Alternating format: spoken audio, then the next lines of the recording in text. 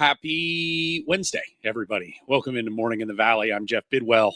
I had to check what day of the week it was. It's been a bit of a blur here for the last week or so. Having been in Omaha with Murray State's baseball team, doing the radio there as the Racers making their first ever trip to the College World Series. Just a great deal. That's one of those events after having been there. If you have never been, go. And it's like, look, it goes for a week and a half, I think, from beginning to end. But to be able to get there and just experience it for even a couple of days, it is an A plus event for look. Media, they take care of us great. I think it's a great experience for the fans as well. And it's it is run like it is the Final Four or a college football playoff national championship where everything is just first class, top notch, but it's small. There's only that the stadium holds there. The Charles Schwab Field, Omaha, only holds 25,000 people, so it's a dialed back, a little more homey feel, but just an awesome experience to be a part of it. However you go, whether you got a team going, if you just want to go and hang out in the outfield and watch things, you're gonna enjoy it most certainly. So very happy to be able to check off one more thing on my professional bucket list and being able to go call a game there at the College World Series. All right, today we got a lot of scheduling news we're going to get into here in just a moment. We're also going to at about 7 minutes from now, we're going to talk with Michael Admire. He is the radio voice of the Drake men's basketball program, the host of the Hometown Hoops podcast as well.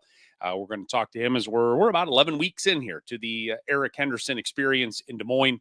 And obviously summer workouts are underway, and Michael is part of his job there at Drake, doing a lot of summer interviews and sort of the get to know you interviews with folks from the Drake program. So we're going to pick his brain a little bit, how things are going at Drake, and if we should expect yet another trip to the NCAA tournament for the Bulldogs this year. If you have not done so already, love you to do it. Head on over to YouTube, search out Morning in the Valley. We've got all the old episodes. You ever miss one, you can go there. We've got clips from all of our interview subjects as well. So you can get a sort of condensed version of said episode and show. So hope you can do that for us. Subscribe, like, share, comment, all that good stuff will help this program continue to grow. All right. I just want to take a minute, and I felt like I got a little rushed last I guess it was Monday when we had Chase Walker coming in from Illinois State and was trying to get to him.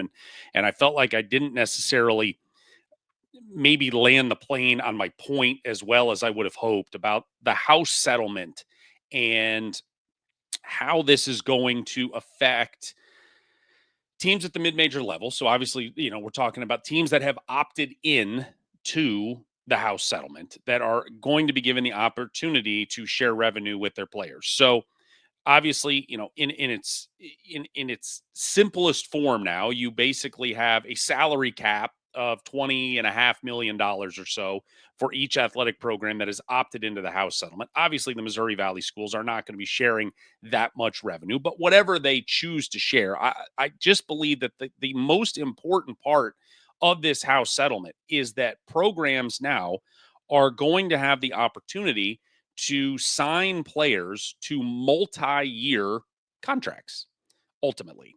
But those contracts, the most important part of it is they will have buyouts attached to them.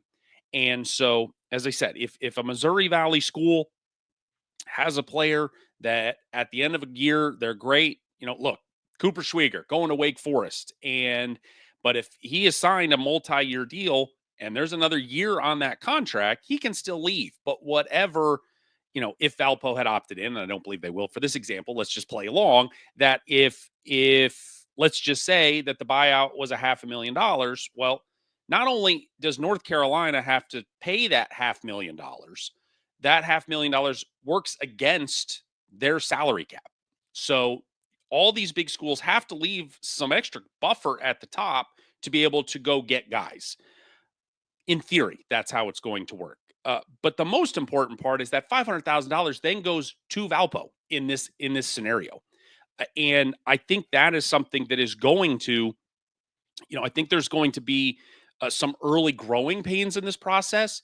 But, if you have a million or a million and a half or 2 million as a Missouri Valley school, and you've got one of your studs who goes, and if you attach the right buyout price tag to him, and how that's going to work on the front end with the player as well, how much of that's a negotiation piece, and what that number is going to be.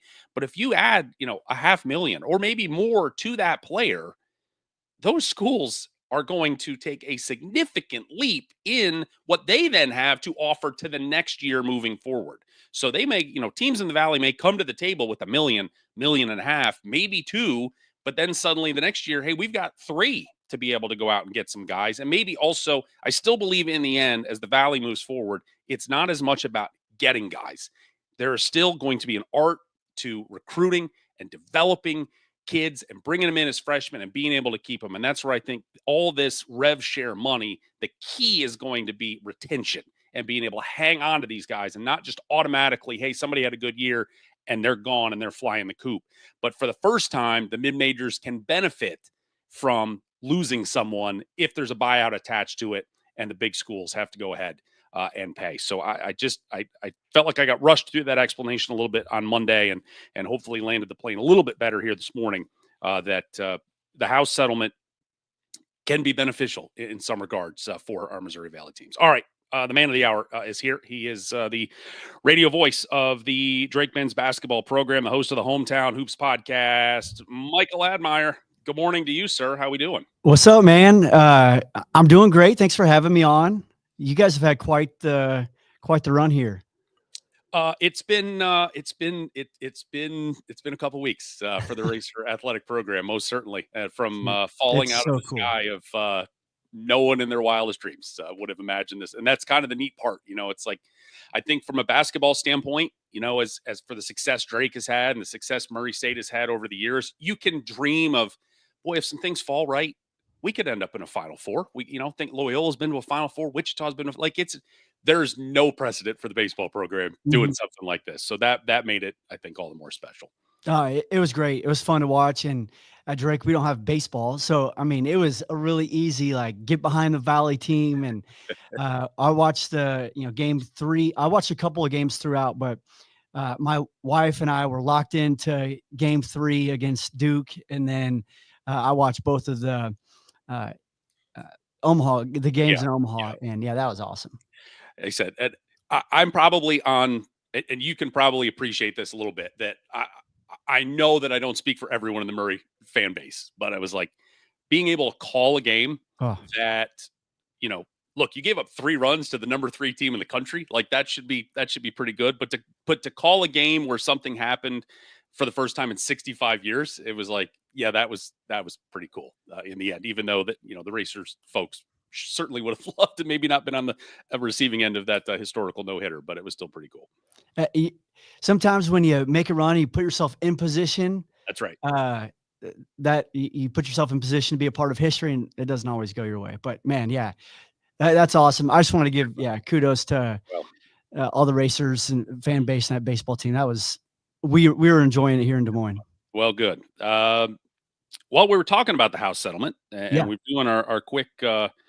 My quick Google Wikipedia research this morning. I've not seen anything official out of Drake Athletics. Do you have anything? If I missed something, is the intention? There's still 2 weeks. I guess they extended the deadline to opt in if they want. Is there a plan in place right now for what Drake's going to do?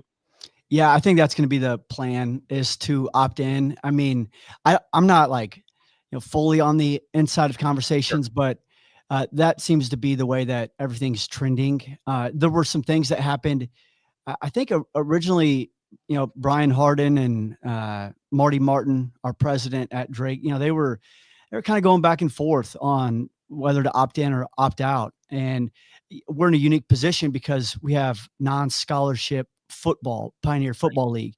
And, that's 115, 120 players on the roster. That is, for a school of Drake's size, that is a significant number. And to have to cut that down to 105, I mean, it's just not, it's not fair to a brand new coach, but, not really fair to the players. And then the partnership we have with the institution, it just didn't seem feasible.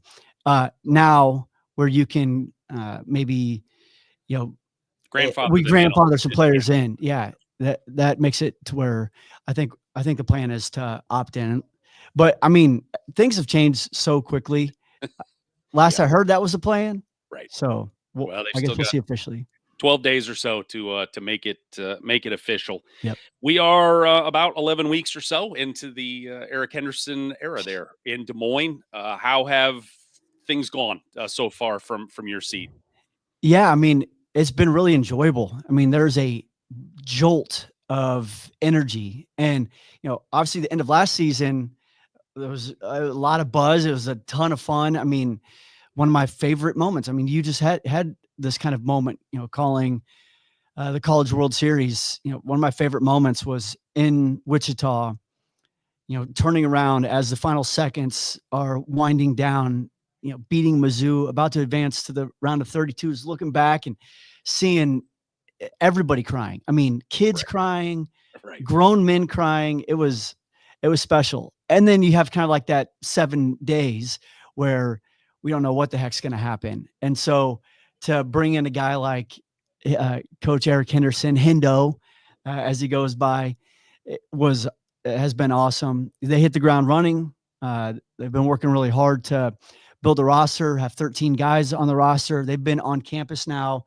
This is their 3rd week of workouts. So, it's nonstop. I know it's the same there in Murray and across the Missouri Valley Conference.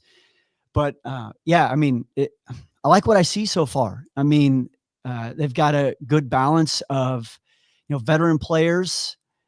They've got a balance of some young guys. We're talking about how important it will be for, teams in the Missouri Valley Conference to develop. I mean, this is what kind of Hendo and his staff has been known for, kind of finding those hidden gems like a Baylor Shireman, Zeke Mayo, and building them up, developing them.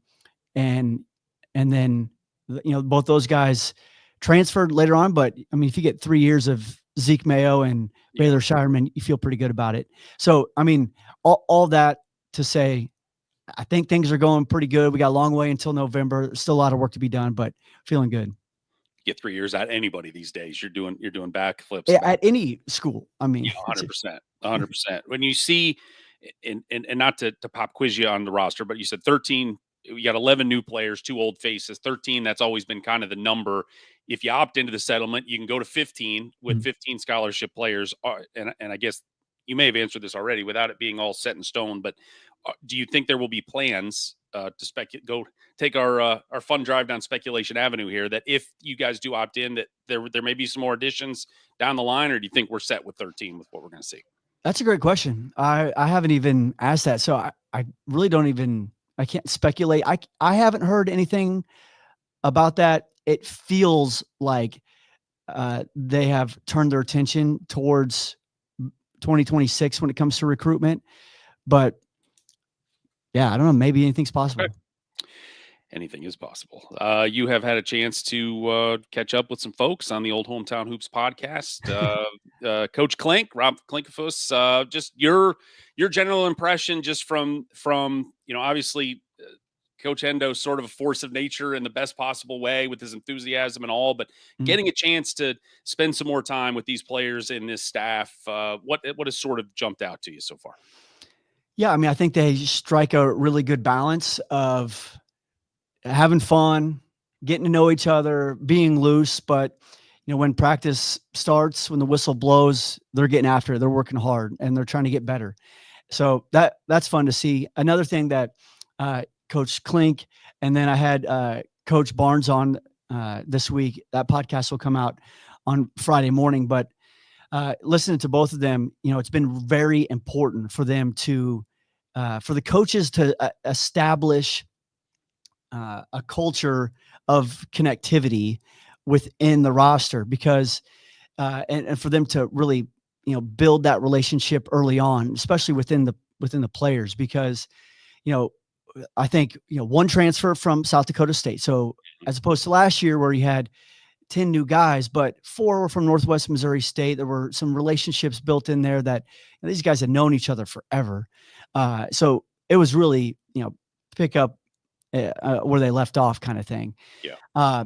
It's where this year, one transfer from South Dakota State, a couple incoming freshmen that were originally committed to SDSU that came to Drake.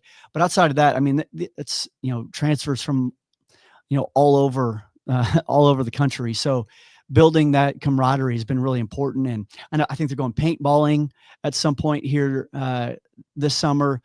And Hendo, from talking to the coaches, one of his superpowers is to be able to connect people. Yeah. And that's been evident in the first couple of weeks of practice. These guys look like they've been playing together and hanging out for months, years, and it's only been a couple of weeks. Nothing better than the summer team building. Takes you down all sorts of paths, doing things you never would have imagined. Last year, I think obviously caught everybody by surprise. And I think you sort of, when you look back, you're like, well, maybe it shouldn't have, to your point about, guys coming in and familiarity with the coaching staff, and they kind of just kept rolling from what they had going at Northwest Missouri. But does this year, maybe in the summer, did last year sort of change the summer ceiling for maybe a fan base of, yeah, we can probably, we've seen this, we can maybe run this back, rather than thinking there's going to be a building process you're going to have to sit through? Yeah, I mean, I think a lot of that is too. I don't think anybody can go, hey, we're going to win 31 games. I mean, I think that's crazy, but to think that, we're not going to go 16-16. Yeah, no, I mean, to make a run like they did last year is unprecedented. It hadn't happened at Drake in 5 decades. So yeah, I mean, 31 wins had never happened here before. So, a lot of it was historic. So to have those expectations on this team are unfair. But at the same time, I think with how Brian has hired coaches, Brian Harden has hired coaches, and the support of the fan base, and the track record of Coach Henderson at South Dakota State, you feel like this team should be able to compete for a championship. And I think that is the expectation. And that's what I said last year. I didn't foresee the 30+ wins and a win in the NCAA tournament and, beating all these Power 5 programs. But you could see that this team was going to be able to compete for a championship. And I think that's the exact same thing. When you walk into the gym, it doesn't take long to see what they got. The coaches, they've got a really good feeling right away of what they have when they're out on the floor. And that's what I've seen from this team and from talking to the coaches. They feel like they've got the pieces to be able to compete for a championship. And that's exciting. And, seeing a picture of Coach Henderson there on the screen, he has, he's filling the shoes. He's coming in behind Darren DeVries and Ben McCollum. Well, this is something he has kind of done before at South Dakota State. Scott Nagy took South Dakota State from D2 up to Division I and had success. Passes the baton over to TJ Otzelberger. He did all right. And then it goes over to Hendo. So Hendo is comfortable with the expectations. He's comfortable following in the footsteps of really good coaches. And so I think all of those things mixed together, yeah, I'm excited. But like I said last year, when their backs are against the wall, when you're on the road at Murray State, down 5, how are you going to react in those situations? And those are the things that you just truthfully don't know until that moment happens. In the, I guess in your summer interview series over there at the Hometown Hoops podcast, you got a chance to talk with Greg McDermott and the Creighton head coach, and it's his ties to the Valley. Certainly run deep. Trademark Missouri Valley Conference. His former now associate head coach Ryan Miller, the head coach at Murray State, and his former player in Eric Henderson is now the head coach at Drake. What did you learn about Coach Hendo that maybe you did not know before in talking with Coach McDermott? That's a good question. I mean, he did kind of hammer in on all the things that I kind of felt we had heard about. One thing that he really applauded Hendo for was, when he was a player, how he was the first to celebrate teammates, and he was the first to, cheer them on and hope the best for them, and, push them a little bit. But then he was also the first to hold them accountable, because prior to the season, you have this kind of set of rules that everybody's got to abide by if they want to win a championship. And some of them are spoken, some of them are unspoken, but Hendo would live by those. And so if somebody else isn't abiding by it, he would call them out. And he had the ability to do that because of the way that he went about his business. And I've seen that as a coach here too. They have kind of set out the ground rules, like, hey, who are we going to be? What's this team going to be all about? All right, I'm going to be all about that as well. I'm going to cheer you on. We're going to cheer each other on, but we're also we've established this. We got to go back to that. So that was fun to listen to. It's been about a month and a half since we've had that conversation. So I'm trying to go back in my mind and remember some of that stuff. But yeah, that was a ton of fun.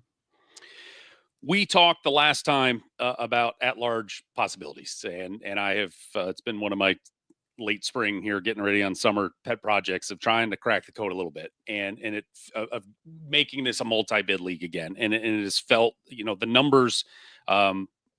Its non-conference strength schedule has kind of probably held this league back when you look back in the last 10 years or so. You guys were 252 last year.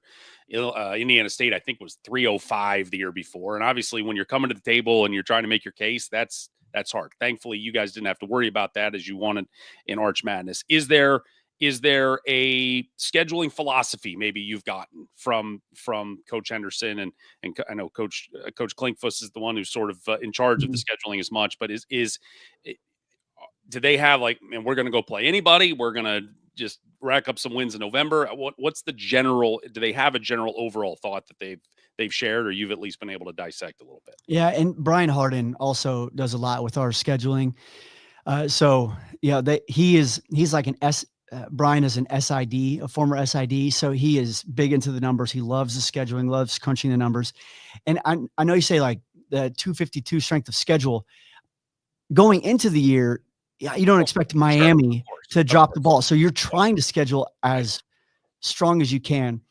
They did leave one game maybe out there last year where they could have picked up another game. So yes, they could have potentially tried to schedule a little bit harder, but this is a new team. And so November, you want to give yourself a little bit of breathing room. And so I think that's probably going to be a similar approach this year, a little bit of breathing room early on in November, and then kind of pick up the pace as we get going into December. From what I'm hearing, they've already got the tournament down in Destin, which will be, LSU right off the bat. And then there you go. There's the graphic. Look at you, Jeff. This is awesome. You got Boy Scout once. I'm prepared. So you are. DePaul and Georgia Tech in there. So, I mean, that's a pretty good field. You get an SEC school right off the bat. And then I think we play a couple of conference games in mid-December. Right. So that'll have a little bit of effect on the non-conference scheduling as well. Still keeping that 20 game schedule. And then we'll probably play a couple non-D1s. Not entirely sure how that'll play out. I believe they're looking at the SWAC again and trying to pick up a couple games there, potential bye games. But I think some of that stuff is still in the works, not set in stone. And then they want to play a neutral site game. And then they are starting a home and home. And as Klink said on the podcast, with a team from the South. But as we were texting, maybe it's more a team that's Southern instead of South. So a little bit of a teaser there, a fun home and home that I think fans will be excited about. Especially traveling to this location. Well, certainly. And then what's the other? Oh, a neutral site game early on. I think the plan is to open up at a neutral site game, and then potentially try to find another Power 4, Power 5 in the mix. But scheduling's hard, so Yep. Yep.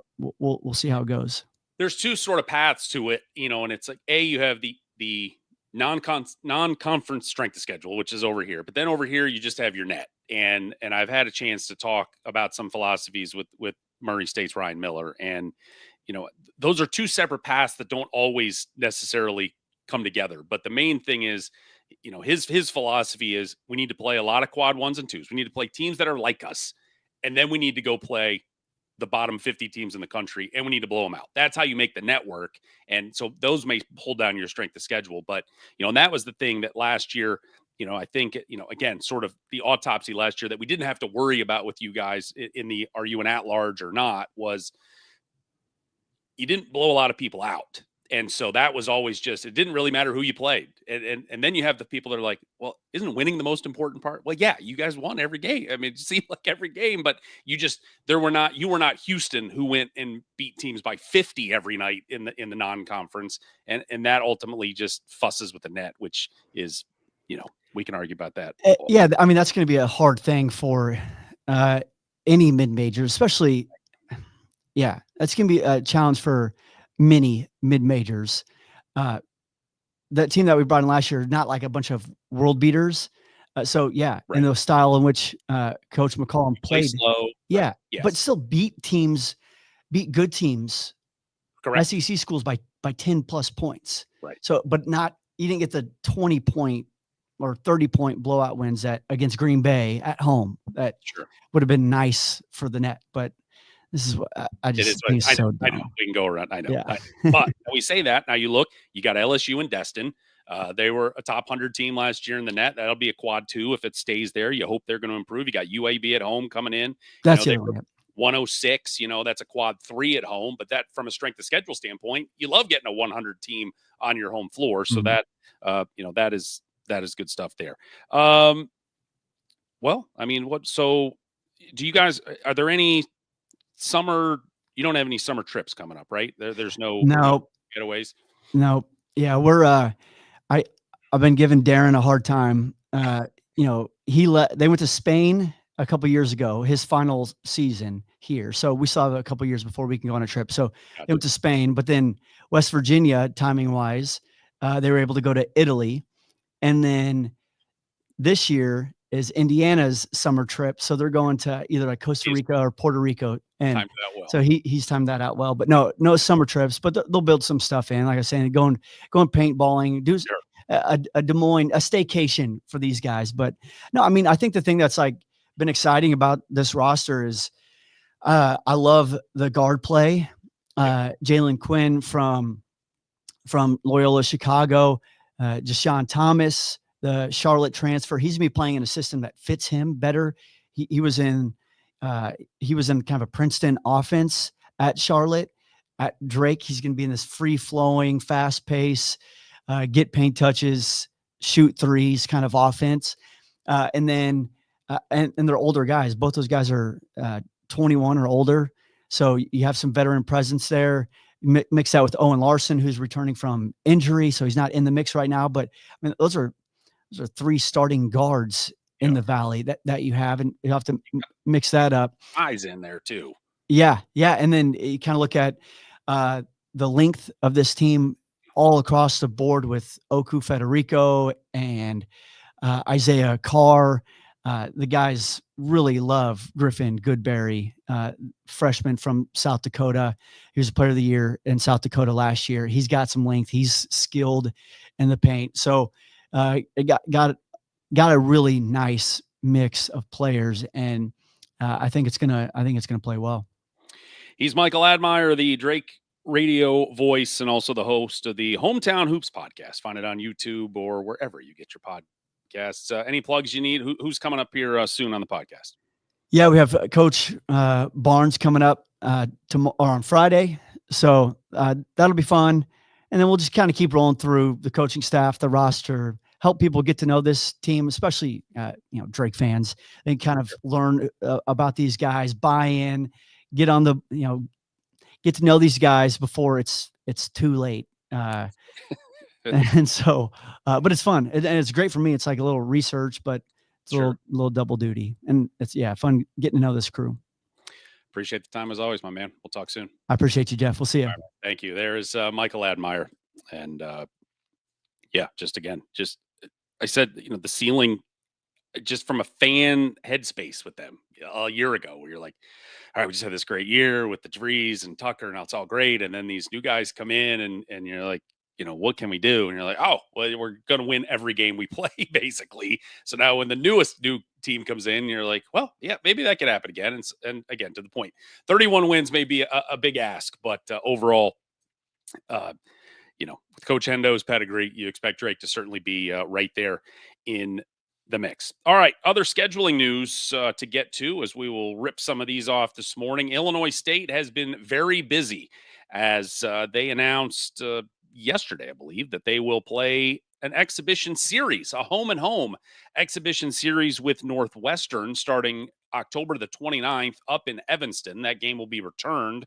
That exhibition will be returned in 2026 to normal. Of course, the Collins to Collins connection there. Doug Collins, the all-time great, the GOAT at Illinois State, and then his son Chris, the head coach there at Northwestern. So neat for the fans. You're going to get a chance to get a Big Ten school to come into your building, which would never happen.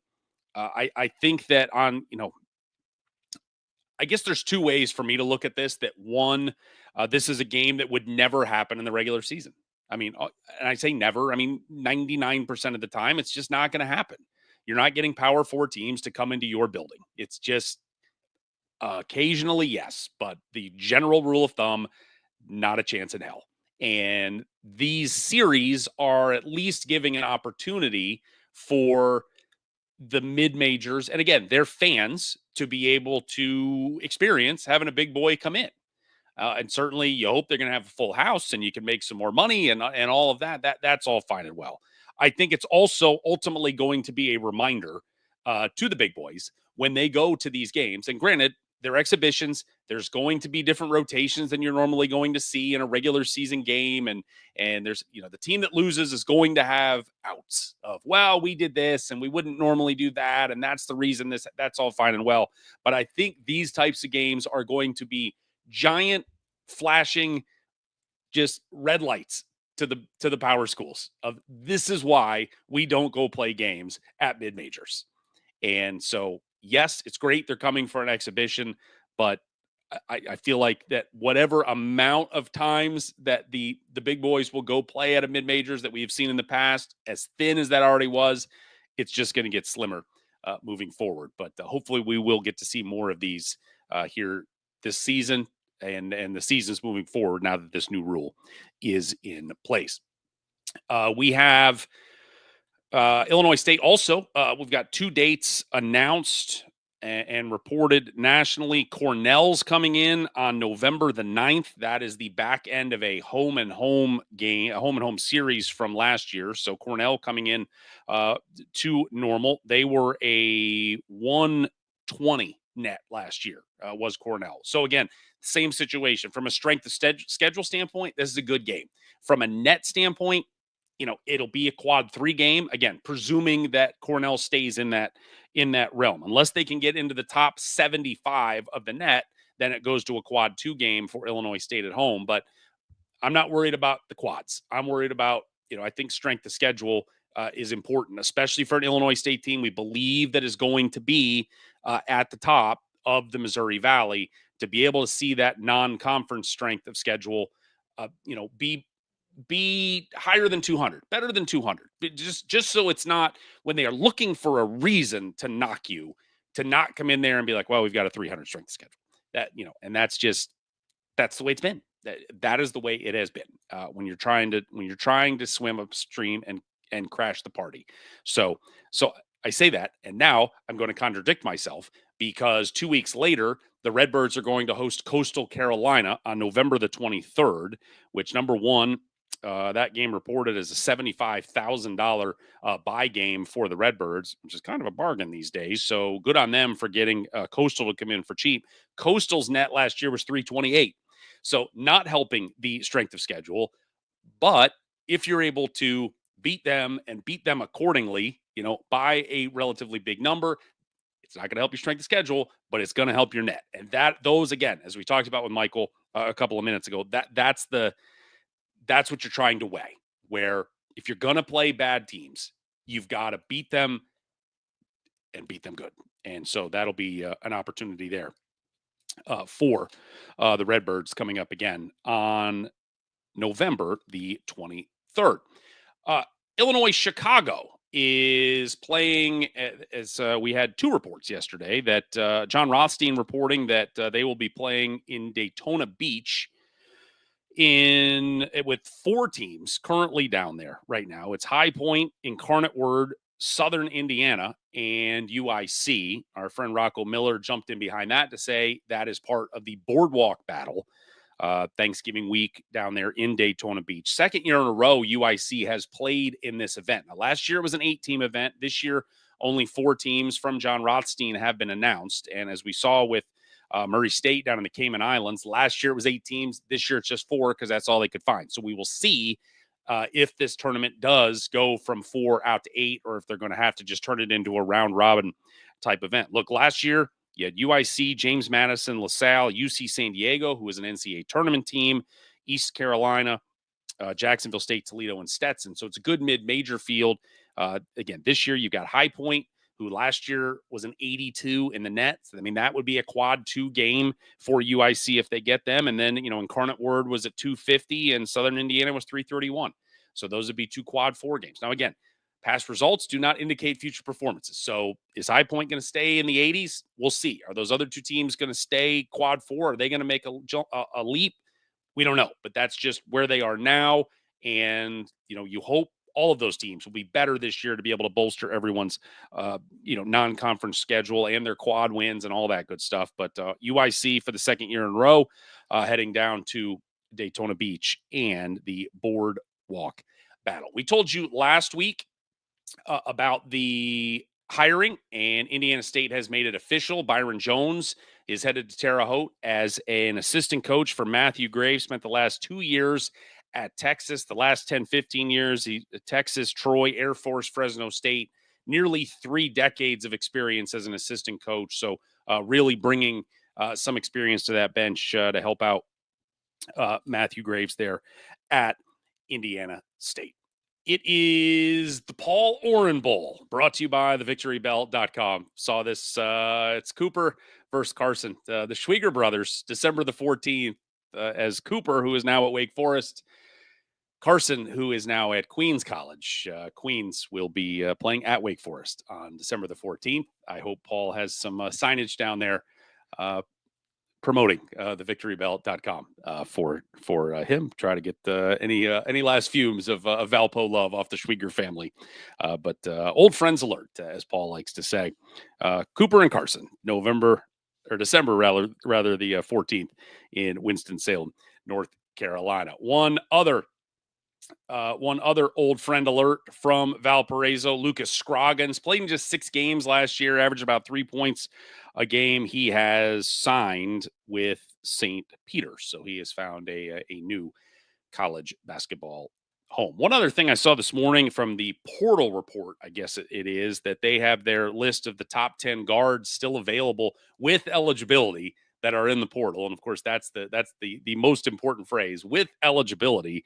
And Ali Deba, the former Southern Illinois guard, who played, it escapes me at this moment right now, his first stop, he only played 5 games.